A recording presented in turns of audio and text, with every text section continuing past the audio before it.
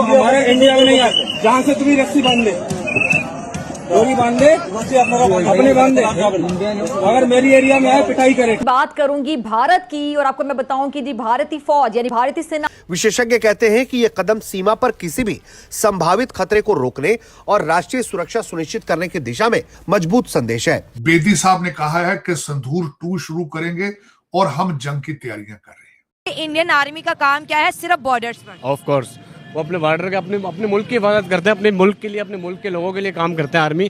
वो ना कि अपने सियासतदानों का गला घोंचे या कुछ भी उनसे आवाम के लिए करें, आवाम से लड़ें, आवाम को मारें। वो दूसरे मुल्कों को थ्रेट करते हैं। इंडियन फौज चाहे तो दुनिया की तारीख का पासा पलट सकती है। उनके पास वो वेपन्स मौजूद हैं, रिसोर्सेज मौजूद हैं। ब्रह्मोस जिसने काफी तबाही की थी पाकिस्तान के एयर डिफेंसेस को, काफी टेस्ट किया था। रशिया और तालिबान का मिलिट्री अलायंस बन गया और सुनने में आया है कि इंडिया जो अफगानिस्तान के डिफेंस मिनिस्टर मुल्ला यकूब वो रशिया में थे और वहां पे दोवल साहब भी गए हुए थे, इंडिया के नेशनल सिक्योरिटी एडवाइजर। मीडिया पे तो खबर नहीं आई लेकिन मुलाकात तो 100% हुई होगी। मुझे तो वो वक्त याद है बांग्लादेश में हमारे 90,000 पतलूनें पड़ी थी।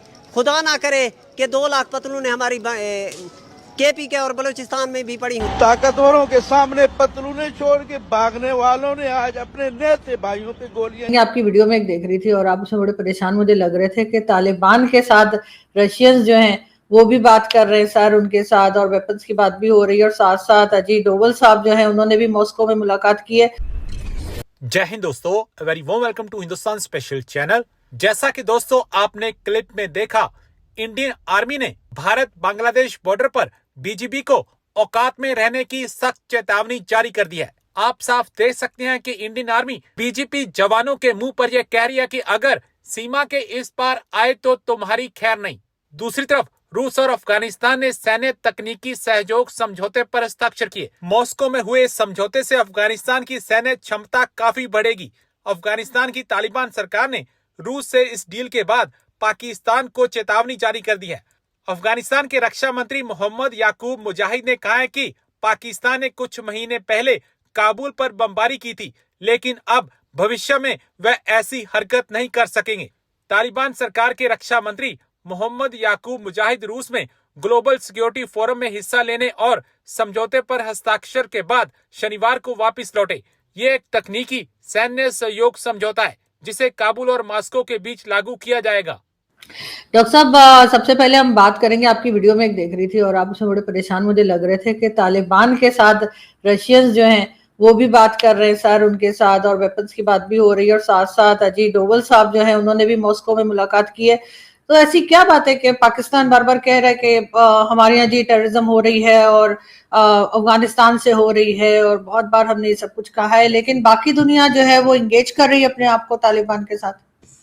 मैडम, ये तो बाकी दुनिया को बताना चाहिए कि ना वो क्यों कर रहे हैं। फॉर एग्जाम्पल रशिया ने कहा कि 23,000 दहशतगर्द मौजूद हैं अफगानिस्तान। ये रशिया की फॉरेन ऑफिस की स्टेटमेंट है अभी से 2-3 माह पहले जब पाकिस्तान ने अफगानिस्तान पे हमला किया। तो सवाल ये है कि रशिया जब ये कहता है कि अफगानिस्तान में 23,000 दहशतगर्द हैं और उसमें से 10-12 हज़ार फॉरेन दहशतगर्द हैं, तो फिर सवाल तो रशिया से पूछना चाहिए कि आप किस चीज का डिफेंस एग्रीमेंट कर रहे हैं तालिबान के साथ। सवाल तो रशिया से बनता है ना इस चीज का। और रशिया, पाकिस्तान, चाइना, ईरान, हमारा आपस में एक 4 मुल्कों का क्वाड्रिलेटरल एक अरेंजमेंट भी था जिसपे ये कहा गया कि अफगानिस्तान के अंदर मल्टीपल दहशतगर्द जमातें मौजूद हैं। तो अगर वहां पे मल्टीपल दहशतगर्द जमातें मौजूद हैं जिसको चाइना, रशिया, ईरान और पाकिस्तान मल्टीपल जगहों पे मुख्तलिफ कॉन्फ्रेंसेस में ये बातें कर चुके हैं, तो फिर ये क्यों है?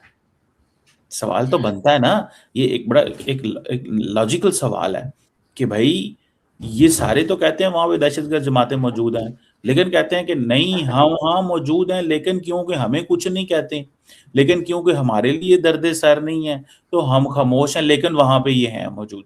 तो इस सवाल तो मैं टेक्निकली पूछना चाहता हूँ कि भाई हमारे लिए दर्द सर नहीं है, वो दर्द सर किसी और मुल्क के लिए है। बंदे तो किसी और मुल्क में मारे जा रहे हैं, रशिया चाइना में तो नहीं मारे जा रहे, या ईरान में तो नहीं मारे जा रहे। मैं जस्ट एक मिसाल दे रहा हूँ।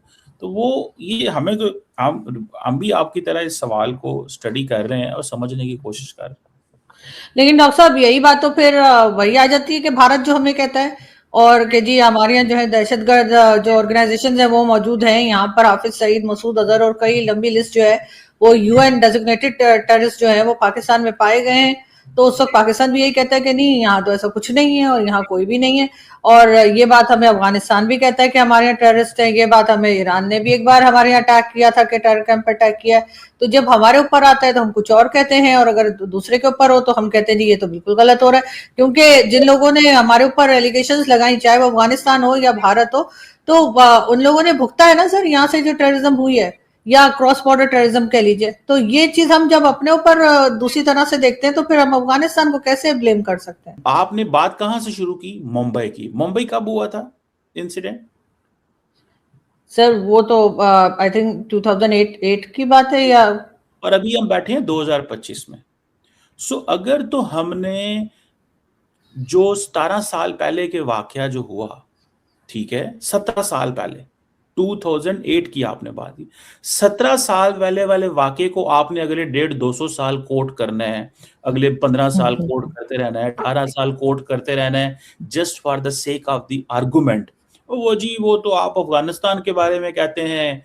और वो ये क्या बात हुई कि हम जो है वो बम्बई अटैक को नहीं बात कर सकते? सर हम तो 1400 साल वाली बातों भी अभी तक किया करते हैं मुसलमान, तो उसका क्या मतलब है कि ना किया करें?